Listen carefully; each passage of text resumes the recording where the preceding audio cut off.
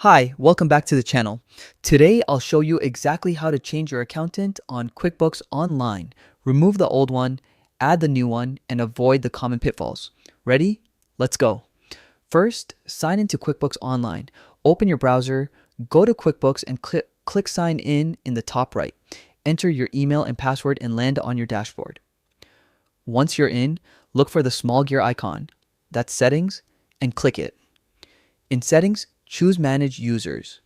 This page lists everyone who can access your company. Switch to the Accounting Firms tab. Here you'll see any accountants or accounting firms currently connected to your file. To remove an accountant, find their name in that list. Click the drop-down next to their entry and choose Delete. QuickBooks will ask you to confirm. Pay attention. This action cannot be undone. Make sure you've coordinated with the accountant first, exported any reports you need, and confirmed there are no outstanding tasks. Once confirmed, proceed and their access will be removed. Now to add your new accountant. On the same Manage Users page, click Invite.